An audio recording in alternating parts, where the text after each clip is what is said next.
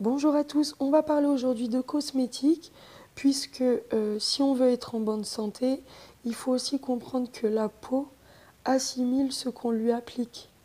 Ça ne disparaît pas dans la nature. Donc, est-ce qu'on peut acheter des produits les yeux fermés sans avoir des répercussions sur sa santé? On sait déjà qu'il y a une catégorie de personnes qui ne souffrent pas du tout. On a prévu d'ici 2025 150 milliards de dollars de chiffre d'affaires dans le marché mondial des soins. C'est quand même aberrant quand on sait que la société est en train de mourir de tout un tas de maladies. La L'Oréal, par exemple, en 2018, a affiché un chiffre d'affaires de 26,9 milliards d'euros, une croissance de 3,5%. Et pendant ce temps-là, la population crève. Là, par exemple, on voit gentiment écrit « Les produits de beauté Dove sont remplis de produits chimiques cancérigènes, de colorants artificiels et de parfums toxiques. » Est-ce que vraiment c'est ce qu'ils nous prônent dans les publicités? On va répondre mais non, mais bien sûr, ils enjolivent. Oui, mais en attendant, ça ne nous empêche pas d'aller l'acheter. On est en train de mourir à petit feu parce que le corps assimile ce qu'on lui donne. Au point où là, par exemple dans cet article, on est obligé de trouver des moyens mémotechniques parce qu'il y a tellement d'additifs, de conservateurs qu'on ne sait plus. On ne sait plus comment faire. Je pense que notre bon sens est parti en vacances. Voilà, il a pris le train ou le bateau, je ne sais pas. Quand on voit par exemple ici cette liste à rallonge, est-ce que quand nous par exemple on fait une recette de cuisine, un gâteau, peu importe, une recette salée, on va mettre tout ça? Comment c'est possible? Ça y est, on y est, les histoires de marcher sur la tête, etc. On comprend même pas les mots qu'il y a écrits. Est-ce que c'est normal? C'est quand même fou que l'OMS définisse les perturbateurs endocriniens, vu que c'est eux qui les placent, qui les autorisent sur le marché. Donc là, on lit les perturbateurs endocriniens sont des substances chimiques d'origine naturelle ou artificielle, étrangères à l'organisme, qui peuvent interférer avec le fonctionnement du système endocrinien et induire ainsi des effets délétères. Donc délétères sur cet organisme ou sur ses descendants. Mais c'est une honte. On est en train de dire qu'on nous gâche la vie. On nous fout en l'air notre métabolisme. C'est dit, gentiment, avec des beaux mots. Alors là, si on veut des noms de maladies, il y en a ici. Donc là, vous avez seulement 5 produits toxiques qu'on retrouve, par exemple, chez Dove. C'est une horreur. Là, on parle de cancer, de mutation, changement biochimique, crise cardiaque. C'est pas des petits rhumes, hein. C'est pas... Et encore en parlant de rhumes, des rhinites prolongées, des surinfections, c'est la catastrophe. Donc là, on parle d'effet cocktail, donc accumulation persistante dans notre corps, urine, sang, cordon ombilical, lait maternel. Ben oui, ça traverse les parois. Encore l'OMS, un culot monstre. Une véritable épidémie mondiale qui provoque 63% des décès dans le monde, 88% en Europe, selon l'Organisation mondiale de la santé, sans oublier la pollution généralisée de l'environnement. Voilà le décor qu'on nous dresse, cette modernité. Soi-disant, on est mieux que nos ancêtres, on est plus intelligent qu'eux. Voilà ce que c'est qu'un système endocrinien. En gros, c'est notre corps, d'en haut à en bas. C'est fou quand même. On est en train de nous casser en deux. Donc maintenant, quand même, il nous reste des choix. Nous choisissons d'aller acheter. Plus personne n'arrive à faire d'enfants, ovaires, testicules pourris. Voilà, c'est les intestins pourris, les reins pourris. Il faut bien commencer par quelque part. Commencer à changer ses habitudes. Donc ça peut passer justement par notre style de crème hydratante, petit à petit se dire que ce qu'on met c'est du n'importe quoi. Voilà, je vous ai mis plusieurs soins que vous pourrez faire même vous-même à la maison et des soins beaucoup plus sains pour notre corps. Ce qu'on va appliquer sur la peau par exemple ou sur les dents, parce que ça va sur les muqueuses directement, va être filtré par les reins, donc ça va passer dans le sang. C'est la catastrophe. Il faut quand même qu'on ait conscience que notre corps boit ce qu'on lui donne.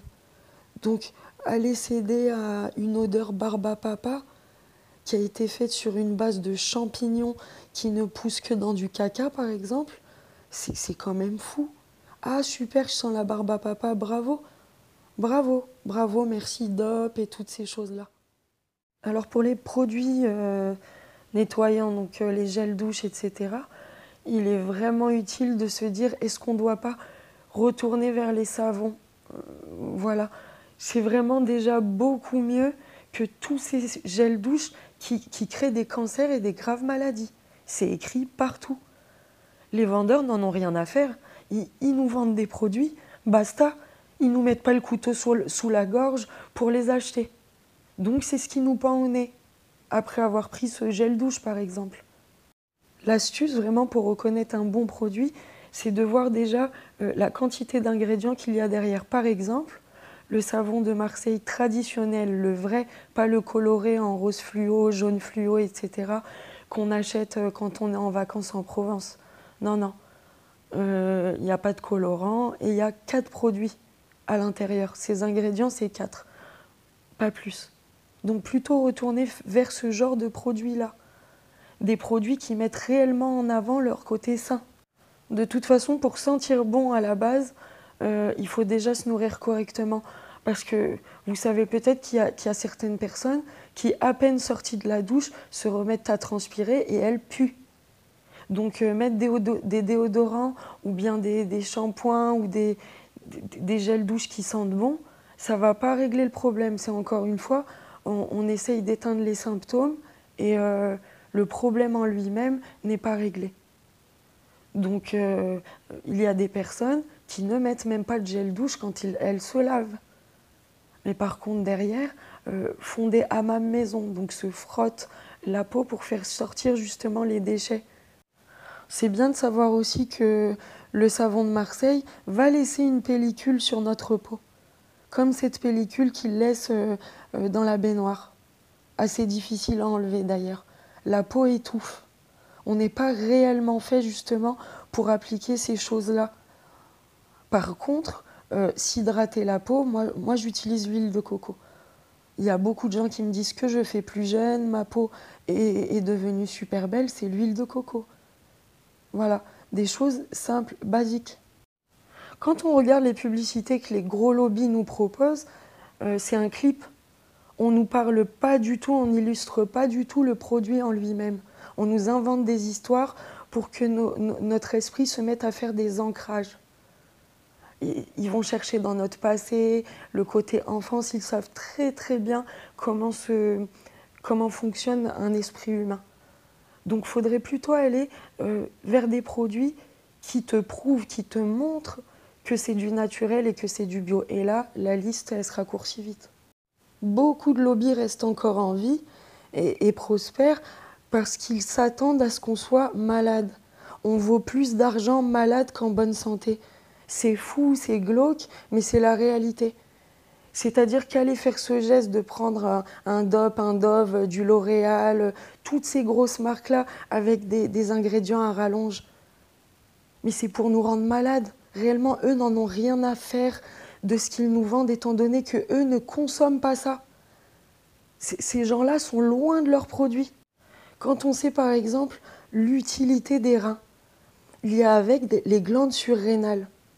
Mais si les glandes surrénales sont perturbées, c'est une catastrophe, étant donné que les reins sont faits pour filtrer le sang. Le sang a fait tout le tour de notre corps, et ensuite les reins sont là pour justement filtrer tous ces toxines, ces métaux lourds qui se baladent dans tous les produits que nous utilisons. Mais s'ils ne sont plus là, les reins, c'est la catastrophe. Et ce qui est vraiment déplorable, c'est qu'on nous a enlevé ce droit de nous intéresser à notre corps humain. On se balade, on a notre propre corps et nous n'avons pas le droit de nous en préoccuper. C'est quand même dingue. Il faut aller voir le médecin en fait.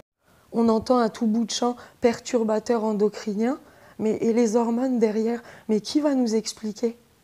Est-ce que réellement à la télé, le nutritionniste Dr Cohen par exemple, est-ce qu'il va faire un peu de physiologie? Non, ils nous prennent tous pour des abrutis, on n'est pas capable en fait de savoir comment un cœur fonctionne ou comment des reins fonctionnent. Non, il va nous parler des produits du moment. Il y a deux camps dans ces affaires-là, pareil.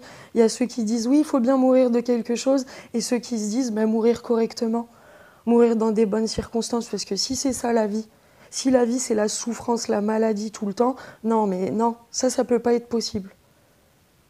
On est dans une société où on nous fait croire que c'est notre corps qui débloque.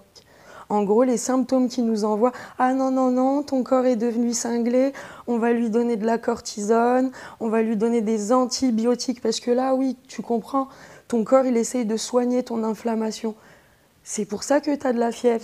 Mais non, on s'en fout, on est plus intelligent que le système immunitaire. On va tirer avec des chimios pour que ça aille mieux. Je sais que pour aller mieux, j'ai dû réformer mes habitudes. Ça, c'est clair et net. J'avais du psoriasis en gouttes, de l'arthrose, de l'endométriose, des kystes, tout ça, et c'était tout à fait normal. J'avais une vie complètement stressante. J'étais tout le temps à gauche, à droite, sans me reposer, sans rien, je mangeais n'importe quoi sur le pouce. Et à partir du moment où j'ai changé ces choses-là, ça a changé. Au lieu d'être de ceux qui disent « Ah, une carotte, mais ça va pas me guérir, une carotte. Un jus, ah non, changer mes habitudes, mais n'importe quoi, c'est trop grave, tu comprends pas. J'ai l'arthrose, tu comprends pas, j'ai ci, j'ai ça. » Non, mais essayons. Essayons. Qu'est-ce qu'on perd en fait à mieux? Qu'est-ce qu'on perd à prendre soin de soi? C'est quand même dingue de prendre rendez-vous avec la guérison au lieu de la prendre pour la maladie, de prendre des bus pour aller chercher ses médicaments au lieu de les prendre pour aller se reposer, les prendre pour aller bien se nourrir. On perdra notre temps en fait si on se dit « Et telle marque, alors j'aimerais bien savoir il y a quoi dedans ?» Ça sert à rien, étant donné qu'entre guillemets ces pauvres personnes-là ne sont pas biologistes, c'est pas eux qui ont le laboratoire. Et ils travaillent tous sur les mêmes bases.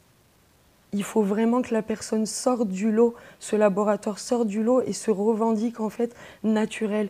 Lui propose par exemple un frigo pour contenir son nouveau concept, ses nouveaux produits. Là, voilà, des nouvelles choses vont naître. Mais on n'a pas à aller tirer en gros sur une marque. Elle veut juste faire de l'argent. Ils sont tous dans le même panier. Parce que le côté vraiment sain, ils ne le recherchent pas. C'est pas le but. Le but, c'est que, par exemple, le cheveu soit lisse. Le but, c'est que tu aies l'impression de... Ils en ont rien à foutre de savoir derrière ce que ça va faire. Parce qu'eux-mêmes ne l'achèteront pas de toute manière. S'ils sont assez éduqués, s'ils ont assez parlé justement côté biologie et ils savent. Parce qu'une dame qui va aller frapper à la porte d'un laboratoire parce que c'est une coiffeuse qui a réussi et qui veut son produit, la pauvre, elle ne saura pas vraiment.